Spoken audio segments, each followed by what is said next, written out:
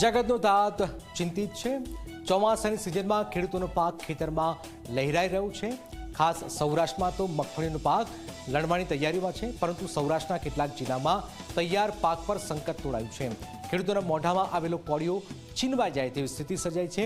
ત્યારે શું છે આ સંકટ? આવું જોઈએ, જાણીએ, સમજીએ।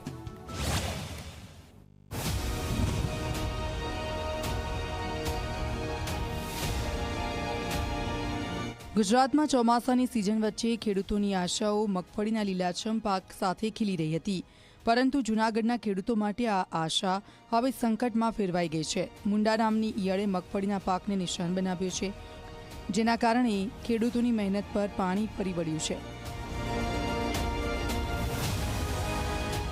મેં મગફળી 5 વીઘાની મગફળી વાવી હતી, એમાં 3 વીઘામાં મુંડો આવી ગયો અને 2 વીઘાની વૈધી।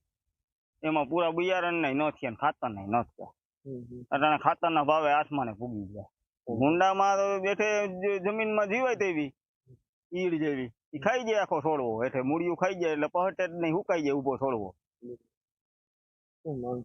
સરકાર પાસે એ છે કે ભાઈ પૂરતા પોષણક્ષમ ભાવ મળે અને ખાતરમાં થોડોક ભાવનો ઘટાડો થાય અને ખેડૂતનું જો ઉત્પાદન થાય તો પૂરેપૂરી સરકારના ટેકાના ભાવમાં જો સરકાર પૂરેપૂરી માંડવી લઈ લે તો કંઈક ખેડૂતને વધે।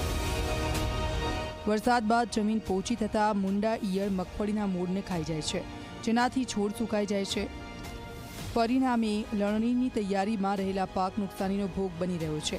જૂનાગઢ સહિતના વિસ્તારમાં ખેડૂતોએ મોટું નુકસાન વેઠવું પડી રહ્યું છે।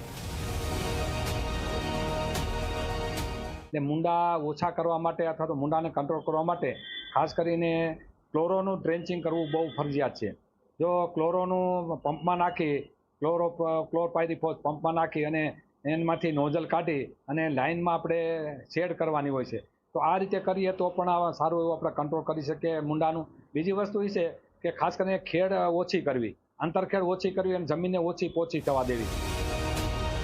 કૃષિ નિષ્ણાતોની સલાહ મુજબ જમીનને ઓછી પોચી રાખવી અને તાત્કાલિક પિયત આપવાની આ ઈયળ પર નિયંત્રણ મેળવી શકાય છે।